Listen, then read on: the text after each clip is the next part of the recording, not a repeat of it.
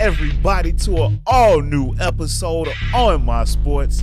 As always, it's your boy John J. And with me once again are my dogs, EJ and Big Money Sonny. What's going on, fellas? What's going on? Let's started. Yes, sir. Yes, sir. Yes, sir. Y'all, how was y'all week, man? How everything go for y'all this week? Solid. And relaxing, man. I'm a coach, so we had a wrestling. My team had a wrestling regionals. So yeah, that was pretty dope to see.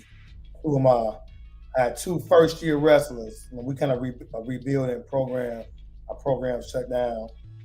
It just kind of started back up like 6 years ago, 5 years ago, something like that. 6 years ago. So had two first-year wrestlers advance. One won regionals, the other one was third place, and then captain won regional. So it was kind of, it was a rewarding weekend for me as a coach. So yeah, nice. Yeah. But enough of me, man. Dope. Congratulations. We love to hear it. Shawn Michaels, LFG. You know how to kick this show off, my guy.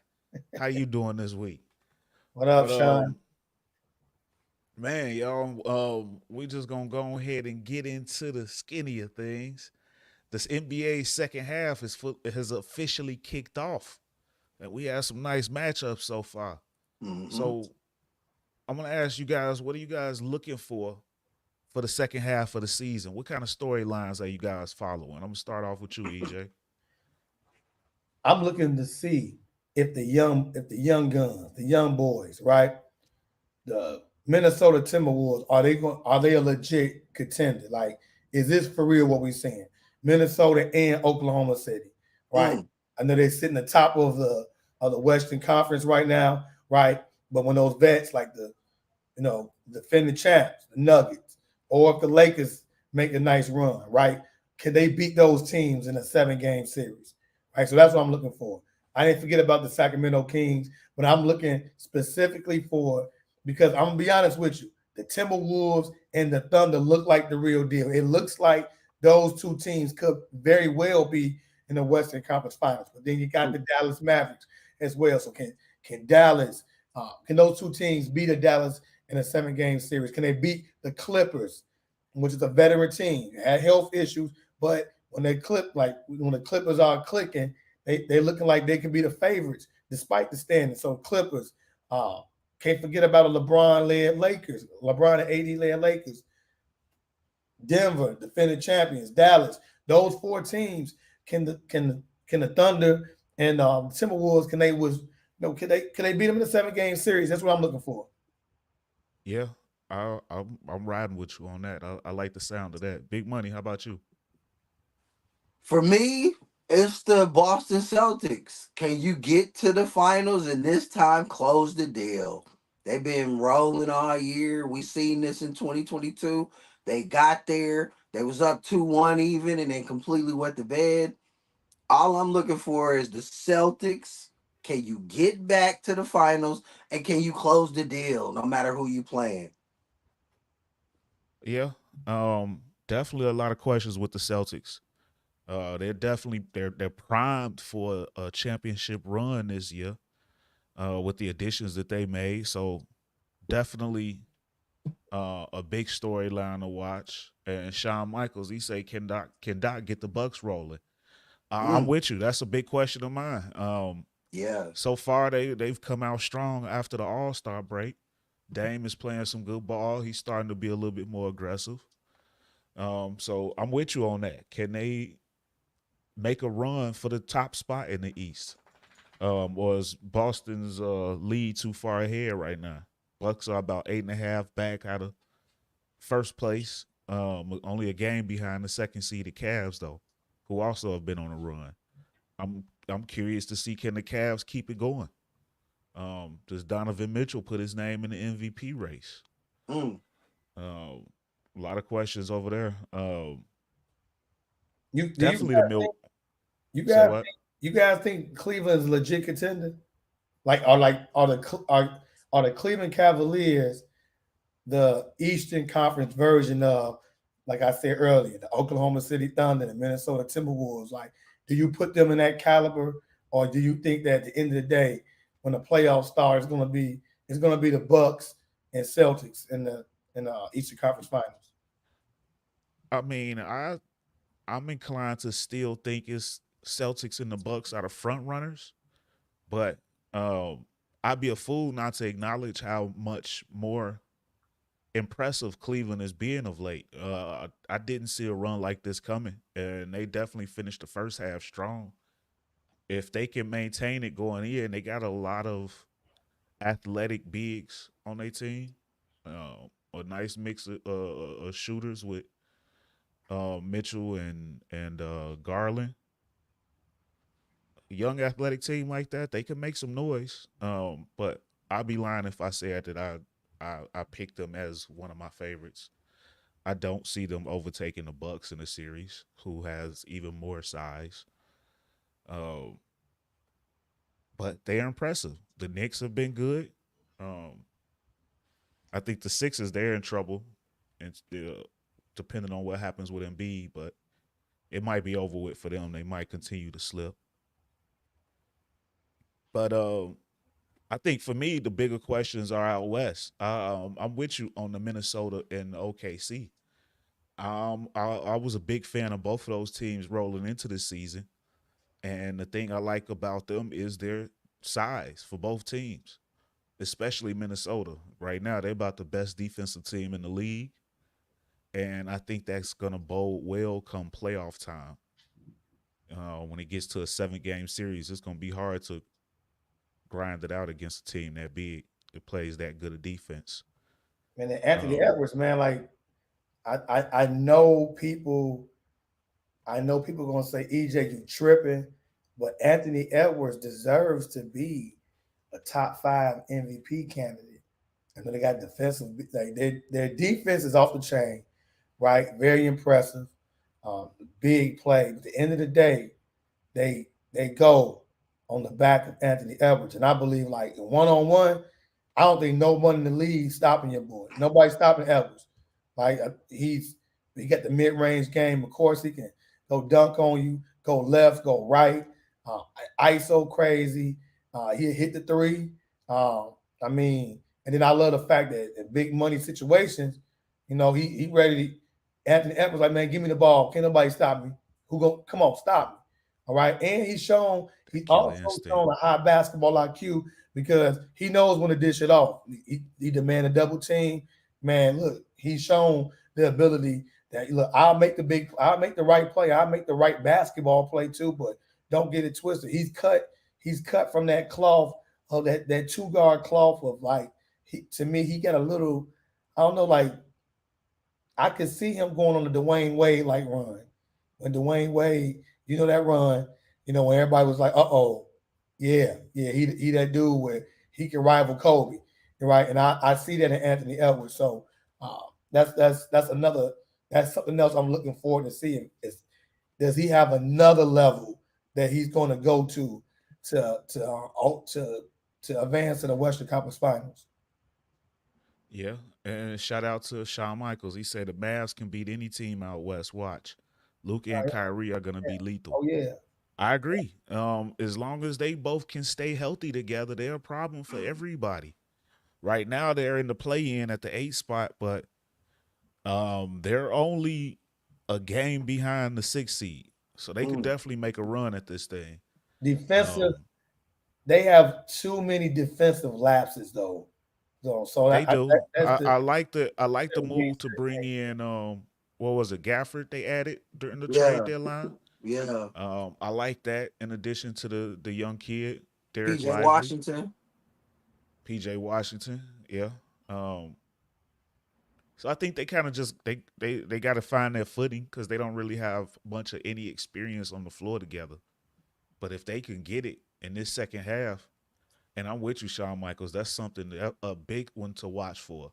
If Yeah, they can get their footing together in the second half, they're a problem for yeah. anybody. Any team, any team. Um, I'm bullish on OKC though. I was coming into the year. I'm even more so now. Um, Shay G is out here snatching ankles. If I'm not mistaken, he's leading the league in steals too. So he's killing Yes. them on both sides of the court. Uh, Is he the I'm MVP? definitely right now. I Yeah. would say he's my MVP, and maybe next week we'll go back to doing the top 5 rankings Thank and you. finish out the season with that, so we can follow along. But I would have to say right now, yeah, um, he averaging about 35 and 5, leading the league in steals on the top 3 team in the entire league. I say he's the front runner right now.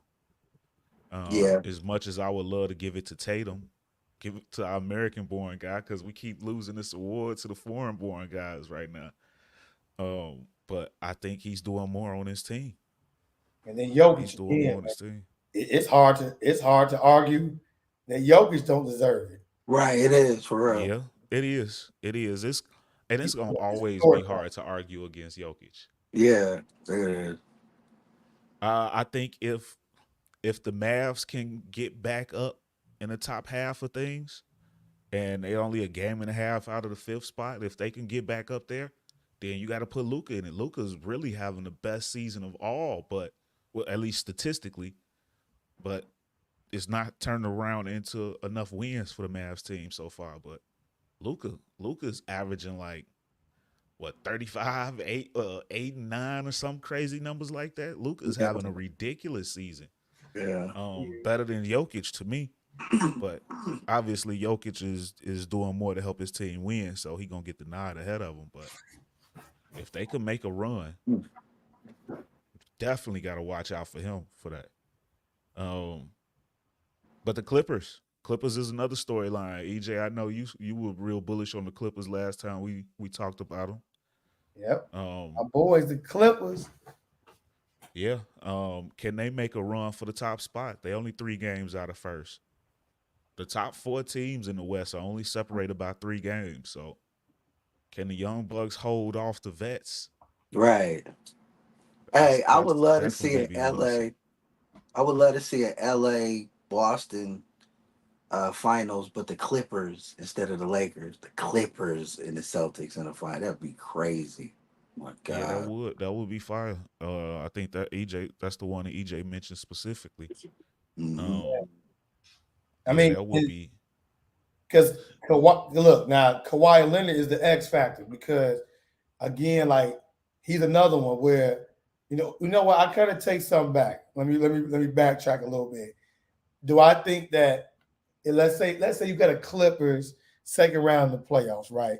You got to or the West. Let's go ahead and make it sexy. The Western Conference Finals. You have the Clippers versus the Minnesota Timberwolves, right? Ooh. Now let me backtrack on something.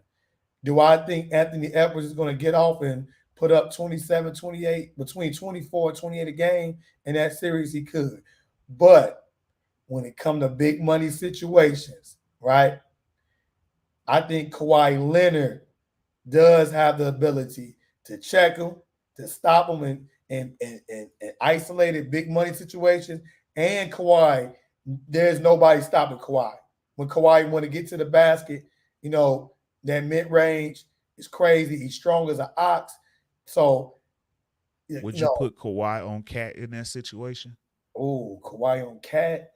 and PG on and I can see that. I could see that.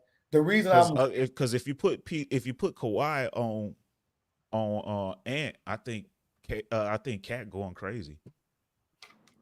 you think so? Yeah. Who you gonna put On on? PG? Yeah. But the Clippers, Shawn but the Michaels Clippers don't agrees need to with put Kawhi. Clippers and Celtics being fire. Yeah, they don't gotta put Kawhi on Cat though. They don't gotta go there. You don't think so? No. They don't gotta go there. They don't gotta Who go guards Cat then? Zubac? Who there. you Yeah. got? Batum? No, Batum going to Yeah, Philly. Zubac. I mean, Zubac can hold his own. Zubac can hold it. He can hold his own. I think. Look, He gonna be he Cat got to gonna deal with take him off the Gobert down dribble. low. Otherwise, and Gobert that's just gonna my have dunks concern with all. Cat. Is Cat gonna be a big in big time situations, or is Cat gonna try to pull up and hit threes? Facts. Yeah. And so you got to think about the experience of the Clippers, right? that experience, and I believe that now they're an older team, but you got to think them young look, those guys are hungry, right? And you can argue that bad luck and injuries has derailed Harden's NBA, uh, NBA championship ring aspirations, right? Um, same thing with Kawhi Leonard. Same thing with Paul George. Then you got Russell Westbrook with with Kevin Durant leaving, and then him bouncing around. So I think those four, the hunger that they're gonna have, and the mentality, like I gotta look, we're gonna prove this. We're gonna if we can stay healthy, who's gonna beat us in a 7 game series? They have though the weapons that they have with Harden, Leonard, George, Westbrook, like those four, like with the playing with the chip on their shoulder, and defensively, even Harden this year, you see in sets, fourth quarter, you see a fire. It's like they feeding off each other. So the Clippers right now, they're the team that can derail, the defending champs in the 7 game series. They're the team that can stop the up and coming young teams from reaching the NBA finals. If those do, and I know if it's big for those four, but if they can stay healthy, I mean they are offensive. They are mismatched. Like it can be an offensive nightmare, right? And then it seems like Russ is buying into his role, which he volunteered for. James Harden, it's not being a ball hog. No, he's facilitating, but then can still go off. Kawhi, again, like he always does, both ends of the court. Paul George, to me, has been like kind of like the Chris Bosh. Remember with the big three in the Heat, how Chris Bosh took that lesser role. That's to me, that's what Paul George is doing now. Like, okay, it ain't no my turn, your turn. I'm gonna get off when I need to, but he's selling out on the defensive end. I mean, just great. I believe they took hockey assists. He'll probably be up there towards the league lead. All right, making an extra pass, and so the Clippers right now, the Clippers are my favorite to come out the West. I like that. I like that. Um, Yeah. it's hard for me to pick who's coming out the West yet until I see the matchups. The matchups is gonna be everything. Me too. That's real. Um, Uh, because one team could be the favorite, but they might match up against the one team that they're gonna have trouble with. So until I see the final um the final matchups for the playoffs, I won't make my determination on who's coming out. But I also I like the Clippers as well, but I'm like I said, I'm real big on OKC. I like those young guards. Although Giddy isn't having the season we all expected, I don't know if it's because he was mentally so tied up in all of the other issues that was going on. you know They, why? got swept under the rug. But he's not having the season that was expected. But Chet Holmgren is having a hell of a rookie year. Um, and those guards are coming to play every night for OKC. So I'm a big fan of them and what SGA is doing. But then on the East Coast, on the Eastern Conference, um, the Bucks. I know I talked about them a little bit, but as Dame starts to catch fire, they've added Pat Bev. We've been saying the biggest issue that team had was not having somebody in the defensive backcourt. Now they do. That should help alleviate some of the pressure off of the bigs. And I think we're starting to see some signs of that now. These guys are starting to get more and more acclimated together and under Doc's system. So I think that's gonna work out in their favor. As much as I love Boston, I'm not as sold on the head coach. So I feel like they could fold under the right matchup in the playoffs. They really could. Every time I look at they coach, what's his name, Muscala, Missoula. Mazzulla, Joe Yeah. Mazzulla. He be tripping, bro. He looked like a deer in the headlights every time I look at him. He looked like he's scared he's scared to get run over by somebody at any given moment. Right. So I don't trust him as much as I love that squad. Bucks, if they find a rhythm, they could definitely still take this thing and come out of the East. But we'll see what the matchups look like come playoff time. Would you really bet against Giannis and Dame combination in a 7-game series? Right now, probably not.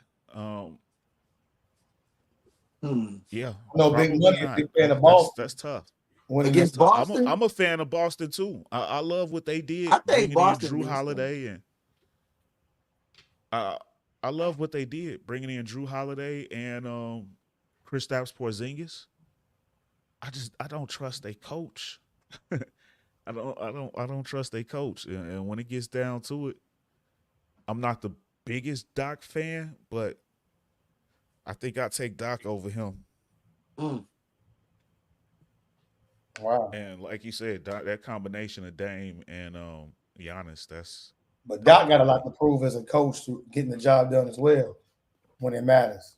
He do, and that's why I'm not the biggest fan of his, but between the two of them, I mean, I trust Doc a lot more than Joe. You not believing in the Knicks like that? Not as far as coming out of this thing. They might be able to win a round, depending on their matchup. But I don't see them as a contender to come out. No, I don't. So like, there'll be a fun storyline. Right. Coach Tibbs always has his teams contending for it, but they always end up overworked at the end and fall apart. Mm-hmm. So the bottom line, barring health, it should be, and it more than likely is going to be Bucks, Celtics, Bucks in the Eastern Conference Finals. That's what it sounds like. It should be. It should be. Although the Cavs, who knows? They've got the talent. They got the talent.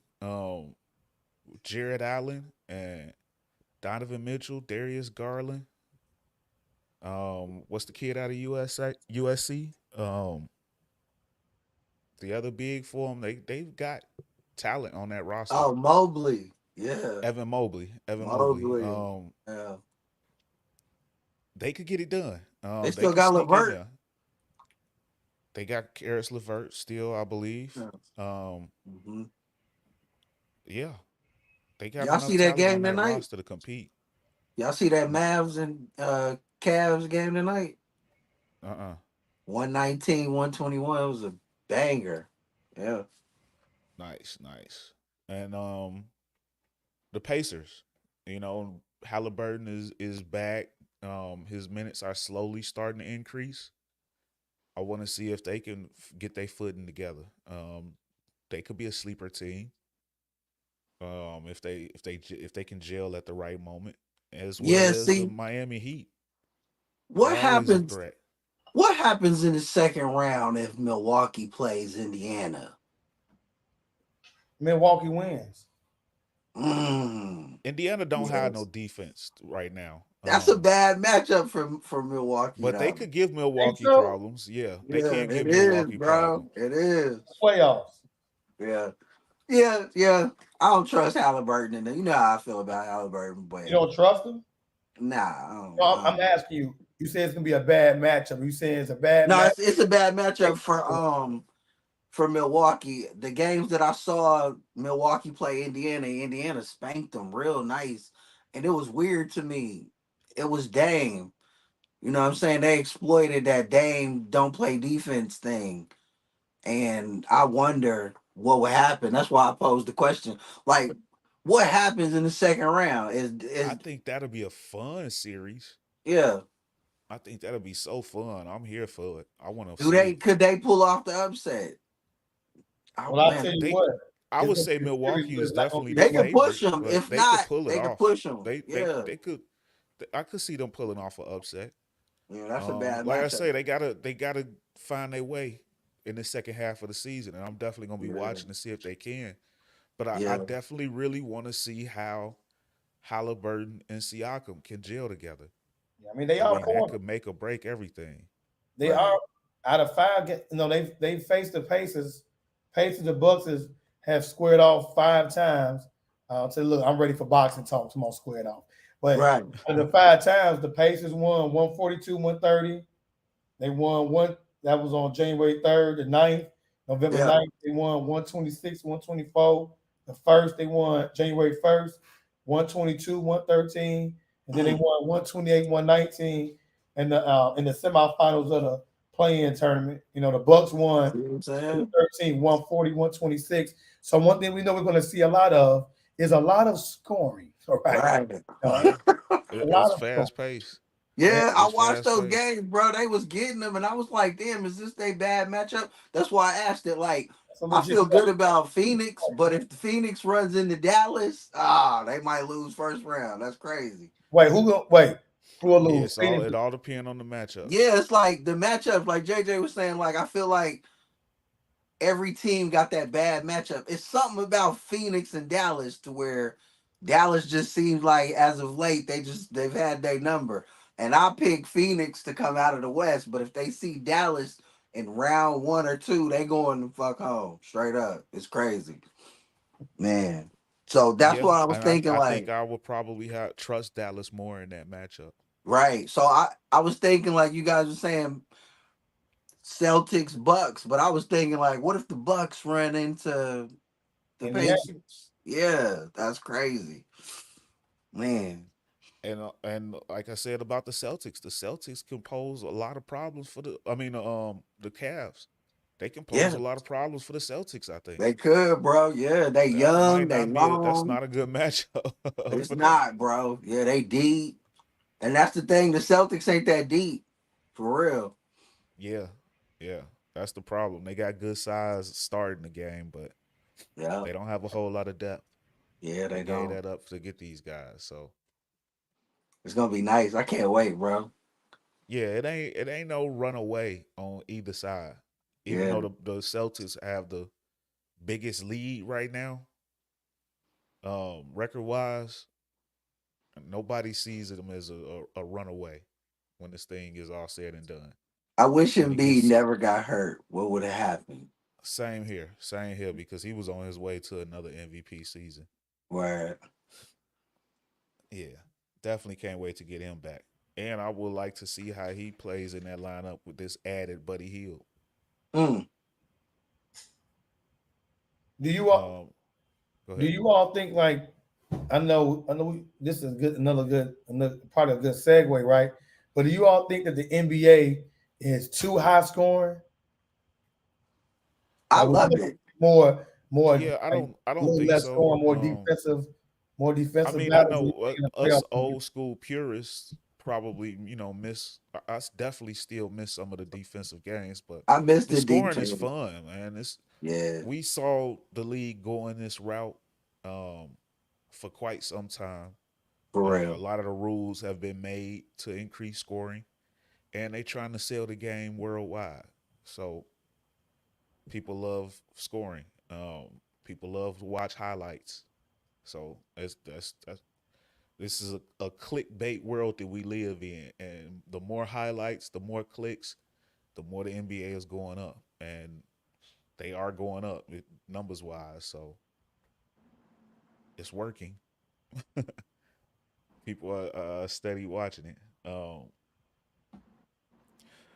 But yeah, one more team that I mentioned, I think I briefly said something about them. But before I move on, the Miami Heat, they made a run last year. I think they brought back some real good pieces this year. I love Jaime Jaquez and the addition of Scary Terry. He kind of Mm, seems like he'll mesh well with Jimmy Butler in the playoffs, and they might give somebody some real serious fits.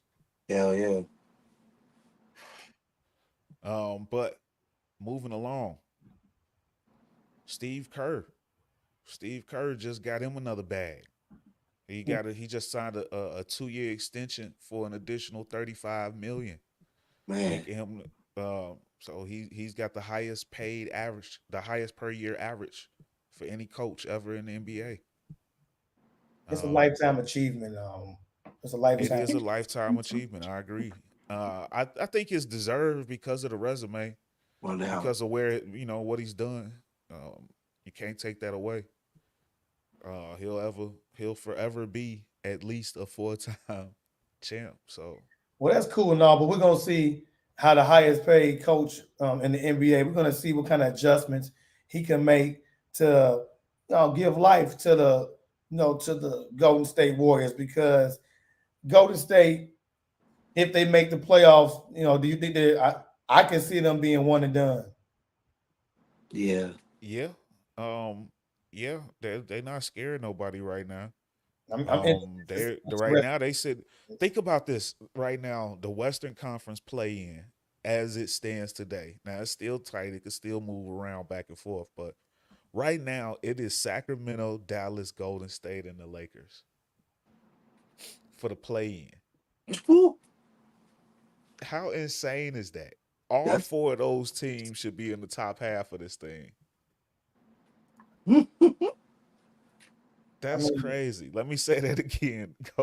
The Kings, the Mavs, the Warriors, and the Lakers are the 4 play-in teams. I agree with Shawn Michaels. Golden State misses the playoffs. You think so? I don't think they'll miss it already being a just player. because I think the teams that are in it are set. It's just the positions. The Lakers got the last play-in spot, and they're Right. 4 games up on the Jazz, and I Right. don't see the I Jazz don't see the pushing. Jazz. No. So I think the teams are set. It's just a matter of jockeying for position. I think The they Suns only got a lose. half game lead over Right. Sacramento. I think they lose in the play-in Golden State and they miss the playoffs. So right now it'll be Mavs. It'll be Mavs and Mavs versus Warriors, right? If the play-in were to Today, start now, it would be um Mavs and Warriors. yeah, Mavs, Warriors, Kings, and Lakers. You talking about a fun series to watch? Damn. That was crazy. That's a fun. That'll be a fun series. But Yeah, I think Mm. if you look that'll at be a crazy play-in. All of those the, guys for one but spot. if you actually look at the trend of the NBA, you can see why though, right? The Lakers, look at the style of play and look who they built around, right? Look at the Mavericks. Look at this like the Warriors. You can the Warriors are really 2-man heavy. I mean, because Clay's not what he was. And some people would debate the reason why, but I don't really think like offensive wise. I mean, they're more of a 2-man team. The Dallas more of a 2-man heavy team. Lakers 2-man heavy team.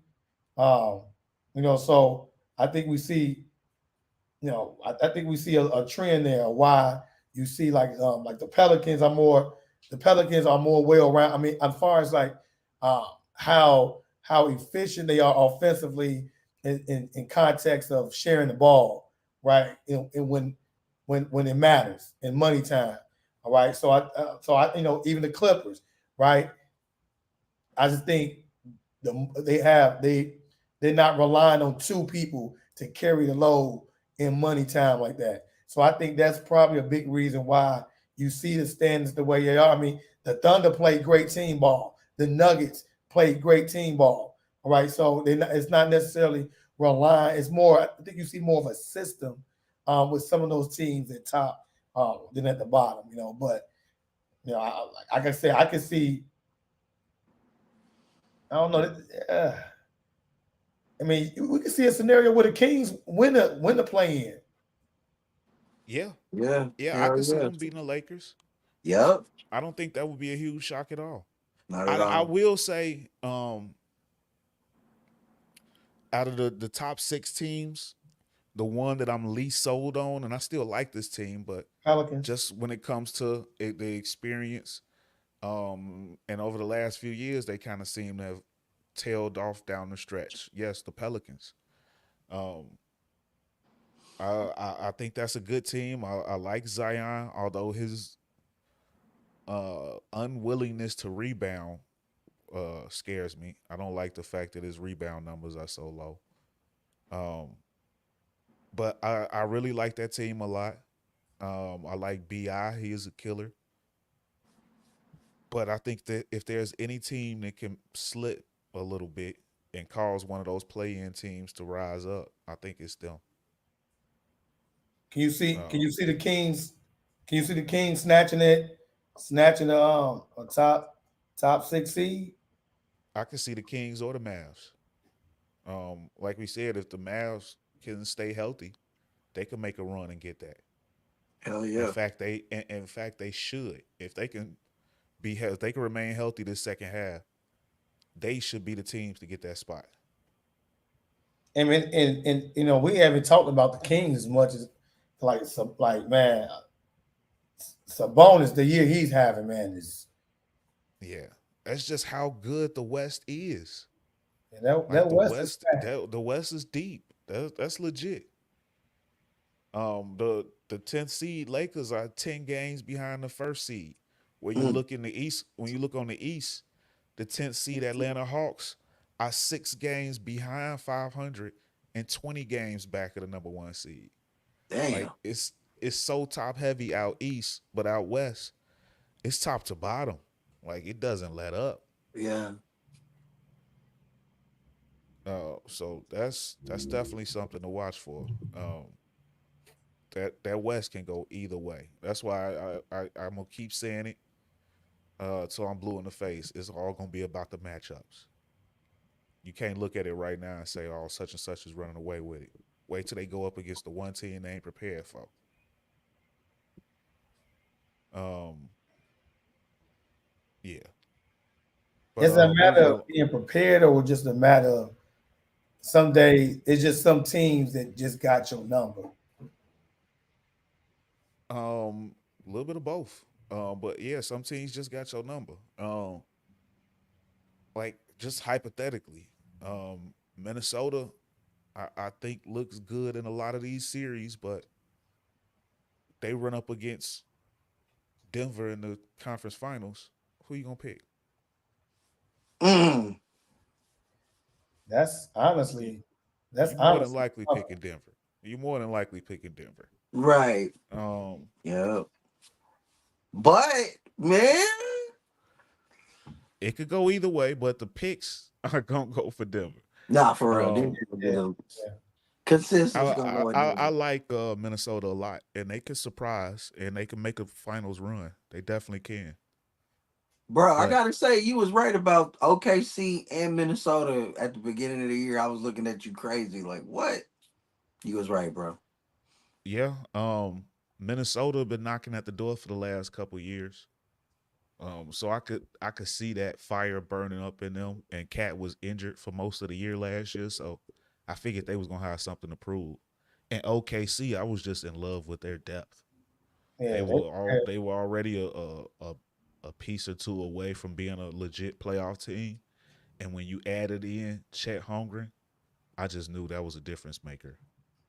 Now I'd be lying if I knew it was that big a difference maker and they was gonna jump all the way to the 2 seed. I definitely predicted them as a guaranteed top six um playoff team, but I didn't see number two overall. it's Um, definitely it's definitely a depth, man. Like they're super deep. You know, we talk about SGA and Holgram, and I mean Jalen Williams is balling. Uh, you know, Dort. I mean, I know about Dort a lot because for some reason when I play fantasy basketball, he ends up on my team. You know, I'm looking Jordan. at picks. I mean, you honestly, let's be real. Everybody remembers him from back when Chris Paul was there, that playoff series. Hell He had yeah. the weirdest name you ever heard, so it was enough to make it stick for all of these Lou years. So Dort. anytime you saw OKC, Lou Dort name stood out to you. It Right. did. Um, but yeah, they that team they've done a good job of building through the draft. They had all them draft picks, still got more, and they worked magic with them. Once again, that organization finds a way to build depth through the draft. You know, they did it back when they had that the famous trio of KD, Russ, and James Harden, and they've done it again.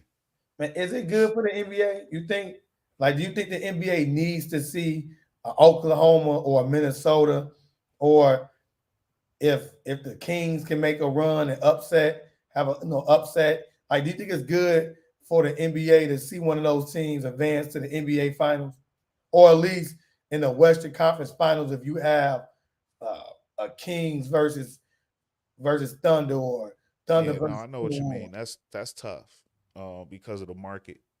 If you're a basketball purist or a basketball junkie, you'll love to have one of those teams in it because that's OKC is a fun brand of basketball, man. That'll be a hell of a series. Imagine OKC against Milwaukee. And I love their You know, stadium. Shea They G stadium against crunk. Dame, Giannis against Chet.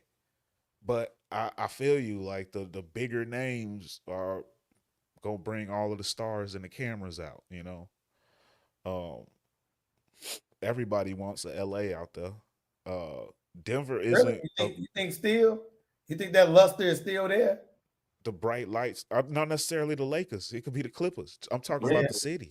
The yeah. bright lights of the city is I gonna think bring people them are over out. the Laker thing, Um, and they're not the Laker. And they'll the Lakers never. not exciting to watch it. One thing you got to remember, they'll never be over the Laker thing.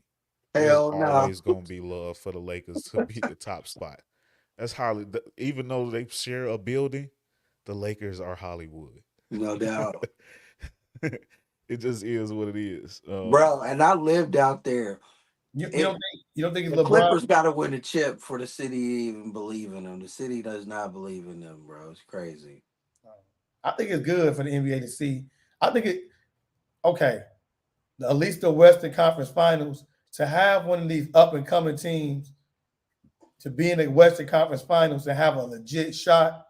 I think it's great. Like, if you have a Clippers or a Denver versus, again, Timberwolves, Thunder, King, I think that's good for the NBA because it's showing you, like, you got a big market team, but you also have a up and coming, young team. Like, I look at it like, and I could probably be I could probably be going a little far fetched with this, right? But it's Kansas City, right? Kansas City Chiefs. Is that a big market? No. No. But they got the right young player with the right nucleus around them, right? Could that be an Anthony Edwards? Could we see an SGA superstar? Like, just recently, I was watching something where they were saying, where Doc Rivers was saying he was trying to convince Kawhi, like, man, are you sure we want to give up on SGA? So players in the league knew that this is a budding superstar is here now. Like, and he has a young team around him. And I know very great coaching. Anthony Edwards, he's here. Like, he's here. You can debate. You can really debate. Is he the top 2 guard in the NBA? Right? It could definitely be a discussion. Right? So you got superstars. Like, if you just talking about like one superstar, you have superstars in SGA, and you have a superstar in Edwards, right? And we've seen the other examples where, like those smaller markets, man, it's something about the stadium. It's almost like high school, is like the vibe and the feel. Like, when Oklahoma, to me, top 5 destination as far as top 5 crowd. Their crowd is like a top 5, like bar none, ain't no debate. I'm gonna stand on that. Like, the atmosphere. That's the word I'm looking for. The atmosphere in Oklahoma City is crazy. So can you just imagine them white towels in a Western Conference final, like the fans going crazy, and at SGA. I mean, again, you talking about superstar. Can he have a superstar moment? Yes, he can. So to me, it'll be great for the NBA. It'll be a dream. They're talking about expanding, getting 2 more teams. To me, it'll be a dream, and it shows that that era of stacking teams with 3 or 4 superstars right in their prime, or 3 superstars in their prime. You don't need that no more. So I think the NBA can spin that storyline very well. Yeah. I think there'll always be room for both because you see, even though Minnesota's a small market team, they spent ridiculously huge on that team. Um, Boston, Brown and Tatum are homegrown, um, but they still brought in KP and Drew Holiday. I wouldn't say Drew Holiday is a superstar guy, but a big time guy. They spent some money, and the Bucks brought in Dame Lillard, so it's still gonna be a market for pairing big name players together. But OKC is absolutely showing you how you can flip it, and build a monster from within. So I think it's still gonna be both sides of the coin going forward. Well, I was speaking more of big name players like in their absolute prime. Like, uh, I mean, you could still say Dame. Yeah, Dame's still in his prime, but like, Dame's still in his prime. yeah, like the big three era, like And that. you could say what you want about Gobert. Never been the biggest fan of him, although he's probably defensive player of the year again. They spent ridiculous They did. amounts in bringing him People in, trash draft people picks trash and that capital. that move, and now it's like you see the vision now. You see the Yeah. vision. So, yeah, I definitely see your point. You're not wrong, but I think it's gonna be still both going forward. But hopefully more teams decide to go the Thunder route because it's fun to watch. But how often are you gonna come across a Chet Holmgren that can help shoot you to the top, Right. along with your all everything point guard? But you know Um, was it very but impressive? Was very impressive before we move on off this topic is that yeah, yeah, we like got to move on. the offense is the offense is crazy, but defensively, like the Minnesota and Oklahoma, they're ranked 2 and 3 in team defensive ratings. Mm-hmm. Like so, like they play defense. Like they Yeah, can score, but they play defense. So I think again, it's great for the NBA to have a young, exciting brand of basketball, right? But you look at the top 3 teams in the NBA defensively. 2 out of those 3 are what we're talking about: Minnesota and Oklahoma, right? And by the way, Boston won, Denver 4, and John, you would love to hear this, Jay. Your boys, Cleveland Cavaliers, are 5. So I mean, Mm. yeah. So I'm excited. I'm excited for the NBA. I'm excited for the NBA playoffs. The matchups.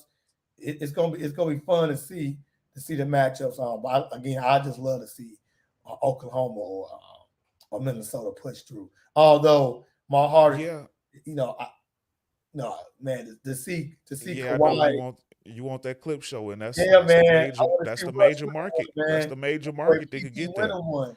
But I will say, I mean, I agree from a basketball standpoint. I want to see OKC in it. For sure. I would love to see that. I think that's good for the game. But initial thoughts going in, people want to go see the big name cities. Um, if they don't make it, then that purity of basketball will hopefully win them over, like it did for the Denver Nuggets.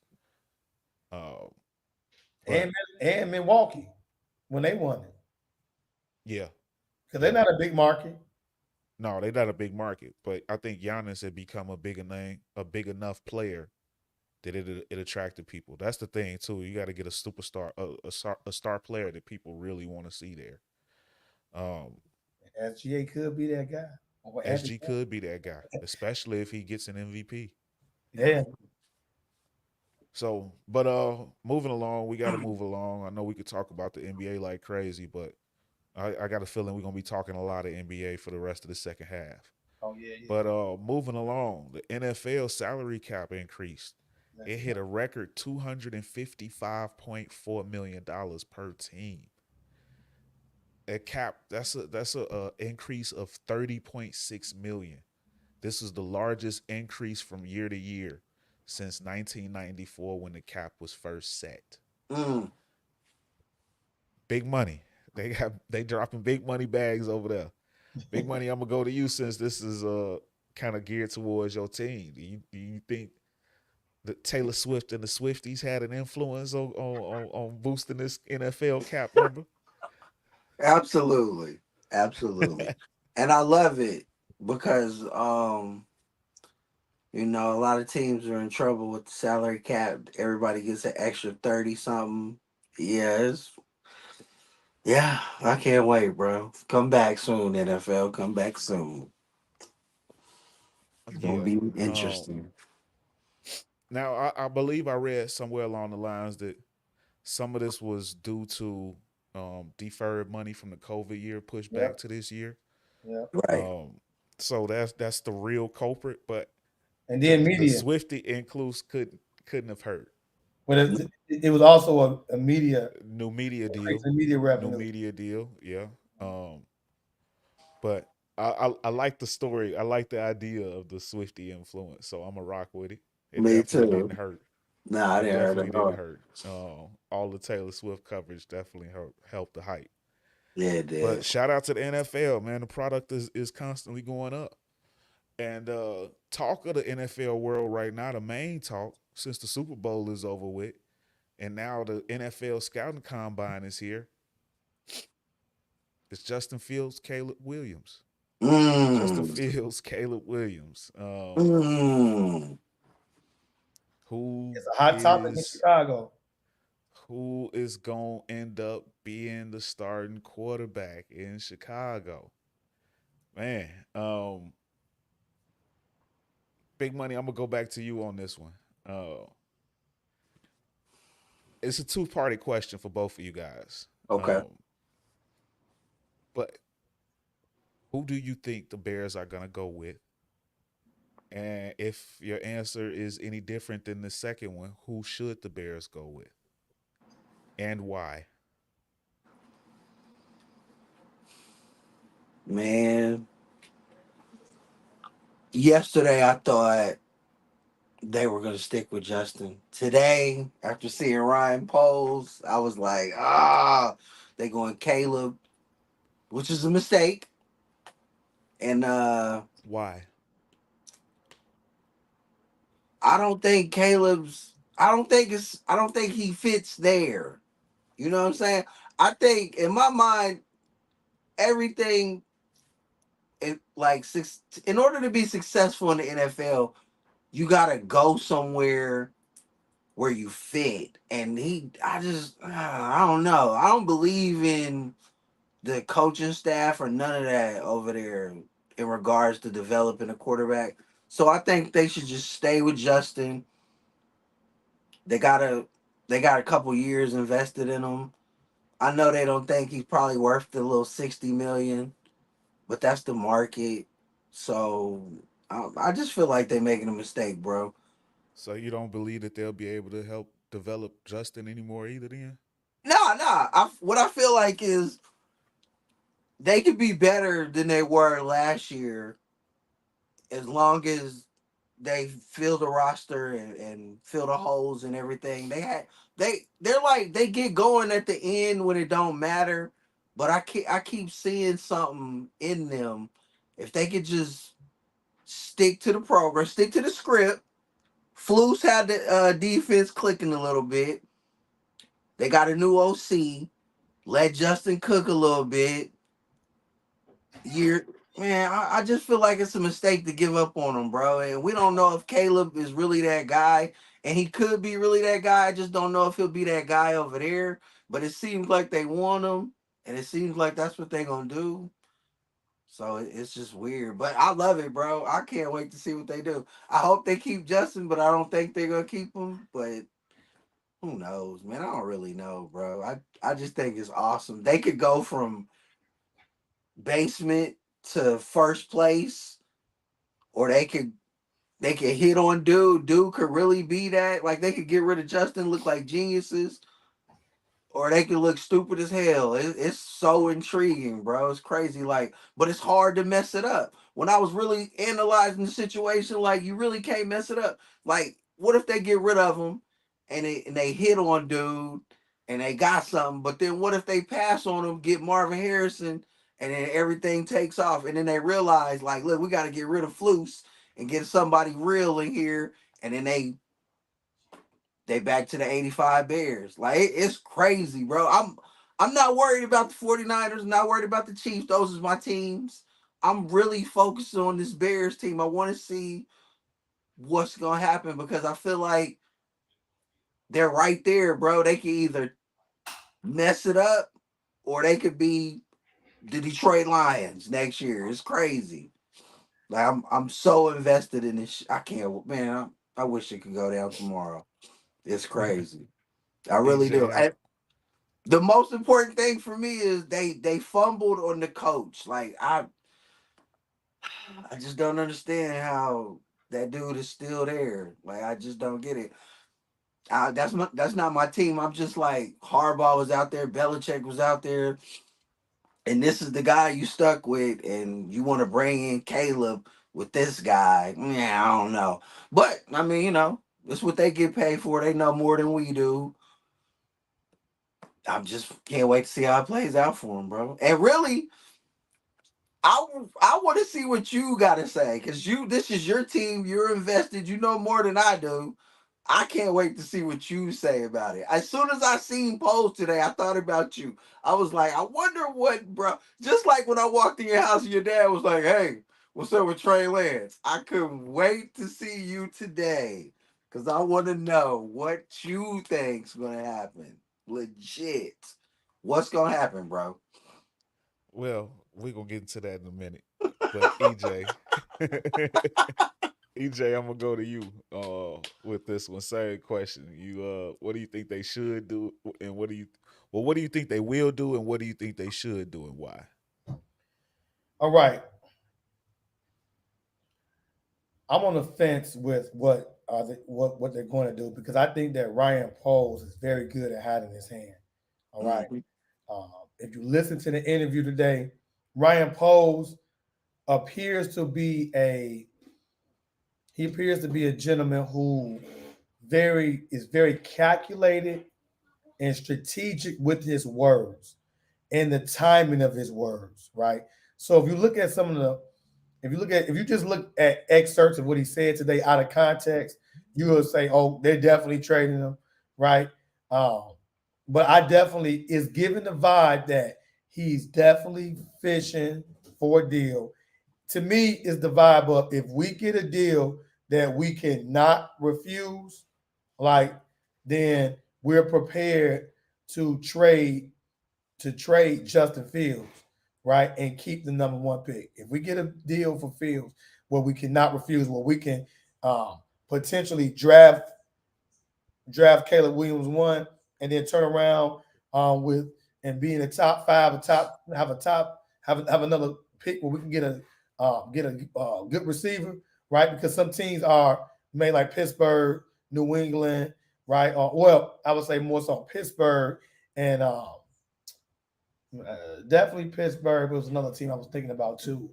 Atlanta, right? Where they may, if they get desperate enough and jump out their skin and say, look, we'll give you our first round pick this year and more, right? Then it may entice him enough. He may take that deal. So Mm. I'm on the fence. I'm on the fence. I just think he's looking at what can we get, or if we get a big enough haul for this number one pick, right? Because if you think about it, this is the part that I haven't heard too many people speak about as far as money. If we're making about money, right? Especially with the news of the increase in the cap that Jay just talked about. They're projecting that Caleb Williams made $38.5 million in his rookie deal anyway, right? Mm. So it may not, I mean, with this new cap news, right? And what Caleb Williams probably will demand in the market is being the number one pick, it may not be that big of a hit financially as we think it is. And I think the Bears will be making a mistake, right? Because of Justin Fields, even if he ball out next year, right? You can increase that, like you can franchise him, right? You can, you have more money to sign him, but I don't think that he's going to demand, unless he wins an MVP. I don't think that his demand on a long-term deal is going to hurt you as much in context of if you get a great haul for him, right? You get a proven player, several picks this year, additional picks this year. You could turn around and draft another wide receiver because it looks like Mooney's going to be gone. And I can see him going to Kansas City, by the way, right? So I think that's where Ryan Poles is at right now. Is that if we get a great deal for Fields, right, and we can draft Caleb, I'm gonna win, right? If we can get a great deal for that number 1 pick, keep Fields on a shorter deal or give him a proven deal, right? If we have to explore franchising down the line, right, we're in a great position. So I think right now Ryan Poles is listening to the best deal possible. But and I think this is why players love Ryan Poles. What stood out to me today in that press conference is the reason he explained why he cut Whitehair when he did, when he cut ties with Whitehair and why he cut ties with Jackson when he did, is to give those guys an opportunity, right, to find somewhere find somewhere to play so a team can sign them. And so I love that. And then it sounds like if we are going to trade Justin, I don't want Justin living in the grave. I want Justin to know exactly what we're doing. So which leads me to believe that he's prepared to stay with Justin because he said he sees why all the Bears players are going to bat for Justin. And he said he believes the same thing about him. Great leader. And who wouldn't want to play for him or play with him? All right. So I believe that right now he's betting for the best offer. He's fishing for the best offer. And so to make a long story short, I think the Bears are going to trade the number 1 pick and keep Justin Fields. I think they're going to trade. What should they do if Caleb Williams is what some expect him to be? It can be very hard to pass up on that. It can be very hard. However, is Caleb Williams is his talent that much better than Justin Fields? There's some things we can't ignore, like the performances against better defenses and teams outside of that conference. And at the end of the day, he'll be another young quarterback stepping into a high pressure situation. So Justin Fields, 3 years in, he's shown flashes, but can we knock him really for the lack of consistency and play calling and the talent pool hasn't really been there? Then the choking of games really skewed the trajectory of his season this year. Because the Bears, you could argue that some blown defensive plays, you could argue that some bad play calling cost the Bears a shot at the playoffs. If the Bears make the playoffs, this could be a totally different conversation. All right. So what should the Bears do? I think the Bears will trade the number 1 pick because I believe that New England and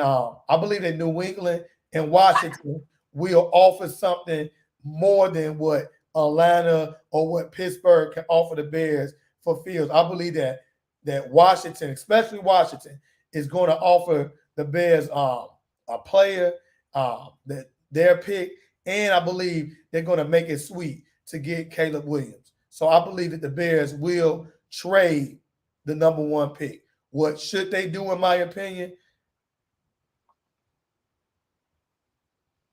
Keep Justin Fields, because I believe you can get more. You can get more to build your entire team, and the Bears are sitting pretty in the salary cap already. It increased. right? And in worst case scenario, guess what?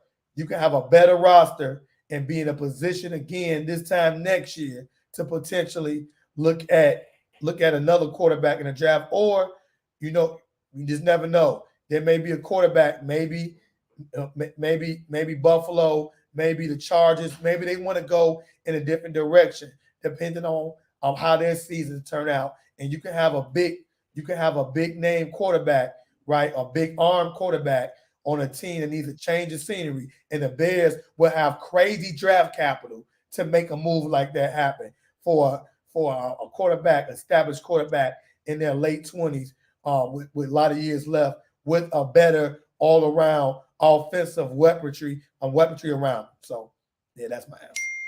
I love it. I love it. Yeah. So okay, I feel like one, I agree with you. Um, I don't think Pose has made a decision one way or the other yet. I believe it's possible he might be leaning one way. I think that he is prepared to take the pick, but is looking to be bought from it. Mm.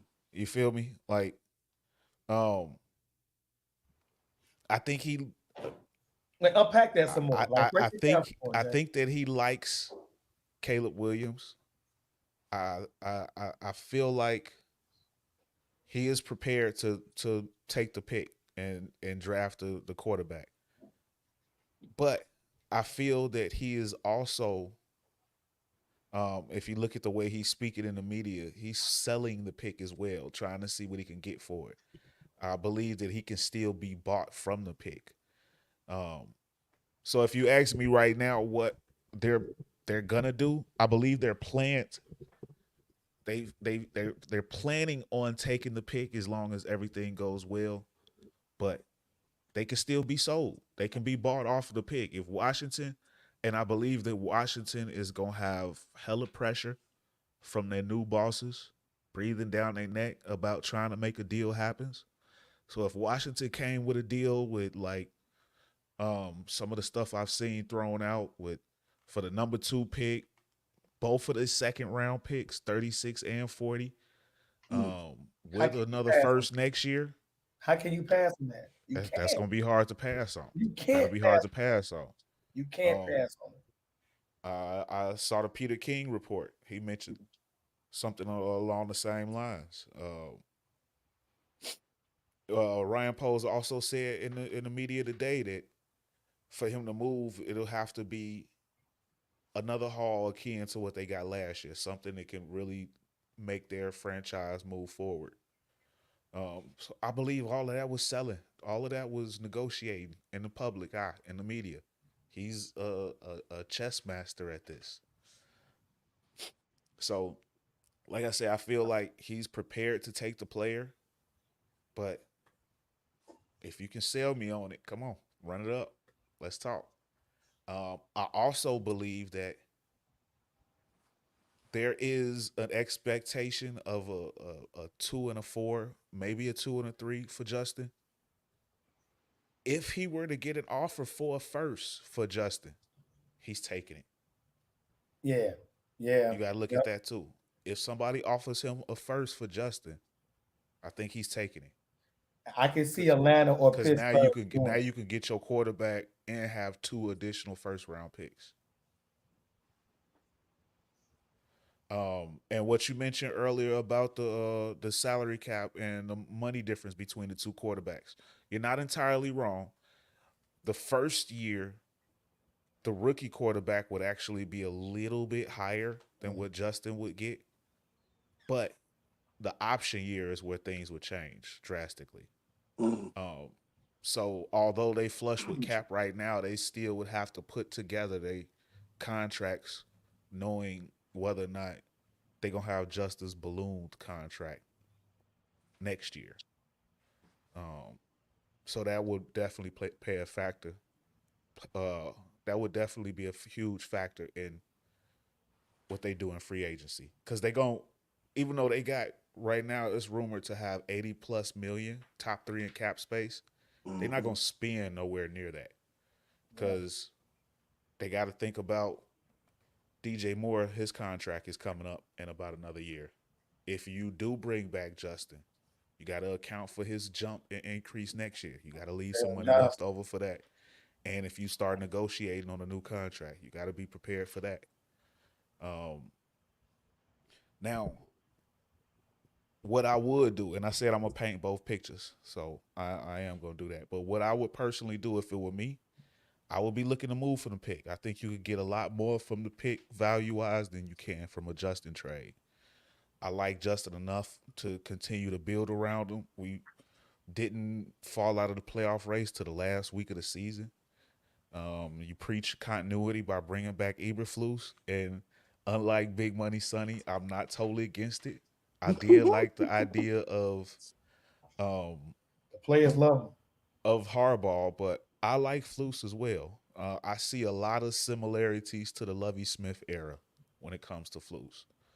A lot of his mentalities and things he preaches are just like Lovie, and he even brought in a defensive coordinator that was on that staff. Right. Um, so I like him in that sense. Um, but it's all about when it comes to the quarterback play, it's all about the coordinator and the QB coach. That's who's going to be spending the most time with him. Eberflus is going to be busy calling the defense, and I think he is a wizard at that. I think he did a really good job calling the defense, so I'm fine with him sticking on that side of things.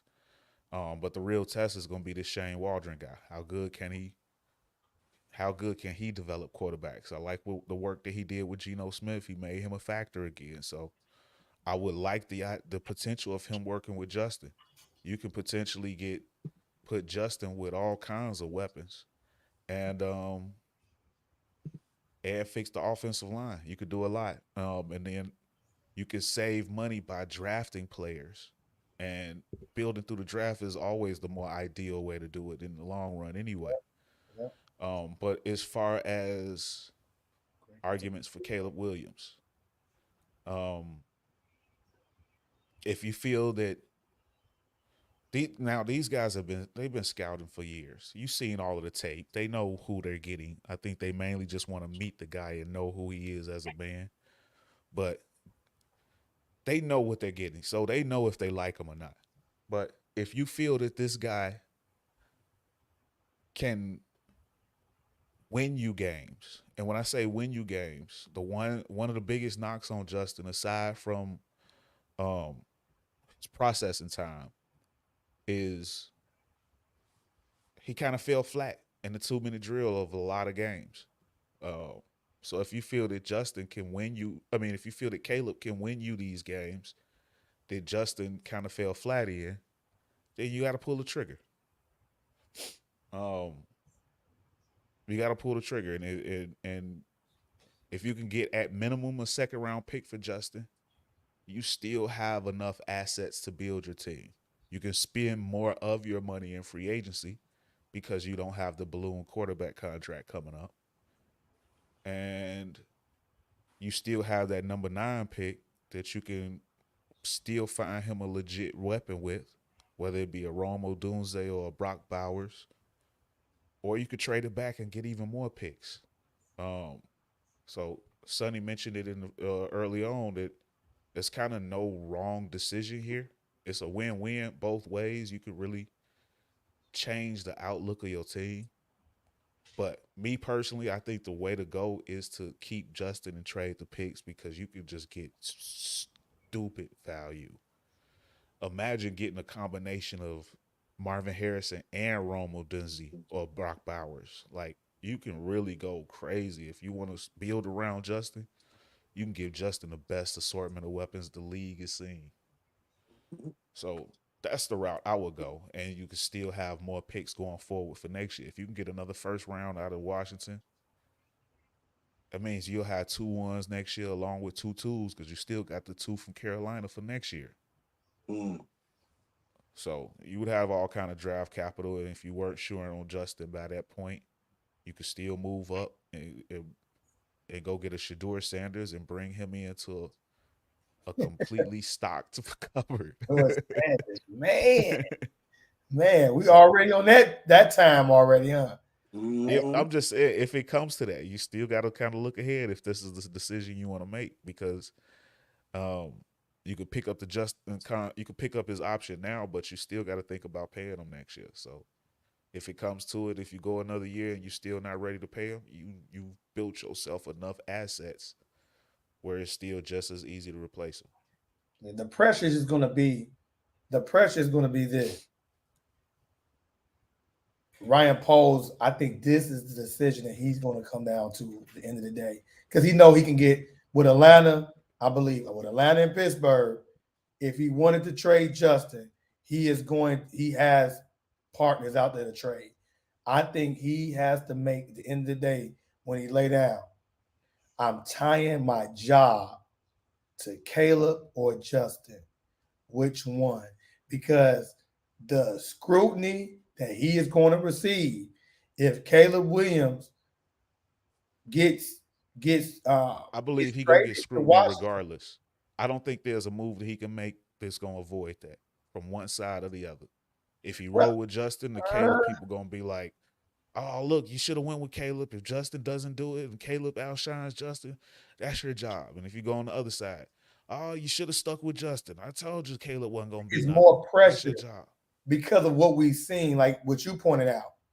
The although I can although I will argue all day, a lot of that has to do with inconsistency in play calling and the players around him. But the numbers out there, being ranked 28th and just the lack of big throws, the processing time. There's enough out there that the scrutiny, right, will be bigger if Caleb Williams actually hits. Like if he comes out and has a phenomenal rookie year, right? And Justin Fields is the same or marginally better, I think the scrutiny will be more like, man, you had a guy, a potential franchise guy who's showing you more in year one than Justin, or showing you. I believe if the skill level or the level of play or the statistics are even similar, that's a loss for Ryan Fields if he keeps Justin Fields. I mean Ryan Poles if he keeps Justin Fields. So I believe that Justin Fields will have to really, really show a big jump, because if they keep him, like you said, Jay, they're going to get a haul for him. They're going to potentially draft at least two more ready-made offensive weapons, right? Skill wise, and we're not even speaking about free agency or in the draft upgrading the offensive line. So they're going to be upgraded offensively. He's going to have a more talented supporting cast around him, right? Next year than this year if they keep him. So it has to be Justin Fields will have to step into that conversation of a top 10 quarterback in the NFL. Like he can't be a second tier quarterback with flashes. He has to be like we're arguing top 5, top 10 quarterback for Justin Fields in order for Ryan Poles to like, you know what, I made the right decision. But it can't be equal footing. It can't be similar statistically. And God forbid, if Caleb Williams outperforms Justin Fields, I think the scrutiny is going to be way more against Ryan Poles if he keeps Fields, because Fields has a body of work, despite the context of you arguing players around him and play calling. He has enough to justify moving on, because you can always point to we just didn't see the leap that we expected. Yeah, no doubt. Yeah, he'll definitely be even more scrutinized if he rolls with Justin and Caleb excels. But Yeah. again, I think he'll be just as if Justin balls out of his next location and Caleb is slow to start. The scrutiny is going to be ridiculous. You there in the city, you hear how both sides are at war right now. If you like Caleb, you hate Justin. If you like Justin and you're a Justin fan and not a Bears fan, it's crazy. Where does How Drake May fit in? Is he in there somewhere? It's Caleb Williams uh bust. Yeah, No, it's pretty much Justin or Caleb, as far as most people are expecting. in Right. Chicago. You every now and then you might hear a Drake May or Jaden Daniels thrown out, but nobody really takes it seriously. Ryan Mm. Poles can It's afford. Caleb or Justin. Yeah, and I think Drake May is going to be a better quarterback than Mitch Trubisky. But just the fact that he played in North Carolina, you can't if Can't you do Yeah, it. it's not hard make to that. it's hard to answer. You're gonna be answered for that all the way up until people see him. And then Jaden Daniels, who I like Jaden Daniels, but he's had a major injury, and he has a lot of similarities to Justin Fields. People gonna be like, why you didn't just keep Justin Fields? Right. So I pretty much see it as is Justin versus Caleb, honestly. Um, Even if they were to trade Justin, like within the next few weeks, leading up to the draft, they're gonna still try to sell it as they don't know who they're gonna pick. But we know that'll be the answer for us. It'll be just. It's going to be. What if they traded Justin to Pittsburgh for a draft pick and Kenny Pickett, then got Caleb Williams and Marvin Harrison Jr.? Oh my God. Yeah, well, it'll be hard for them to get Marvin Harrison Jr. if they get Caleb, um, but not impossible. Houston was Right. able to trade back up to number 3 last year after picking number 2, so it Right. can be done. It can be It'll done. definitely be harder. Yeah. But I mean, if they were able to leave out with Caleb Williams and Marvin Harrison, I think a lot of people would fall on board real quick. Yeah. A lot of people would jump on board real quick. Like, okay, I'm willing to see this out. It's tough. And if he's really as cold as they say he is, we're gonna see Ryan Poles. Like a lot of people high on him, like, oh, he's the next up and comer. Well, we about to see. Let's see how shrewd of a businessman you are, buddy. I can't wait. Like the whole Yeah, thing is intriguing with the Bears. I can't wait to see how it plays out. But if they they yeah, if they draft Caleb Williams, that number 9 pick is going to be a wide receiver. It won't For be Marvin sure. Harrison. He's going to be gone. For But it's if sure. a wide receiver is available, you got to think about that too. It could be a run on him. You might Right. have to move down and get a lesser one. Yeah. That's something you got to think about. Brock Bowers might But be there though. he might, and the new um, OC likes to run a lot of 2 tight end sets, so Woo, him and I would be Komet. good with that. I also am a big fan of Jatavian Sanders from Texas. He's a sleeper at tight end. Man, hell yeah. Yeah. But moving along because we got to get up out of here. We're running a little bit behind, but man, before we get out of here, last topic: Canelo Alvarez cuts ties with PBC. They couldn't get that money right, so he's reported to have left PBC after failing to agree for terms for a May 4th matchup against Jamal Charlo. So Mm. now he's rumored to fight on May 4th on the zone against either Jaime Munguia or Edgar Berlanga. EJ, I'm gonna go to you first. What do you think about this deal? Well, we saw it coming. We saw it coming. Also with Terrence Crawford, the same thing. He's a free agent as well now. I mean, even though it's a one fight deal, we saw it coming with the with Showtime. With Showtime backing out, bowing out of boxing. Right, the backer wasn't there no more. Right, so in order for PBC to satisfy Canelo, all right, they had to get it. They had to. I think it was something with the escrow account, and they had to guarantee that money that Canelo and people could debate who's the face of boxing, but in the last 10 years, there's no debate. I mean, Tank Davis has been a big draw, but consistently, Canelo he moves the needle as far as pay per view, name recognition, name power. Speak of boxing, um, of current fighters, Canelo Alvarez is always in the top 3 or top 2 discussion of the fan base is internationally known. So it when PBC, when Showtime got out of boxing, right? Amazon not forking that money up. He's going to go to the next big bag, which is more than likely the zone. All right. So and he has enough brand power he can should sign a 2-fight deal and get out of that and go to the next highest bidder next. So yeah, it was. I saw it coming with him and Terrence Crawford. I saw it coming. The money just simply wasn't there. Al Heyman doesn't have the money simply there.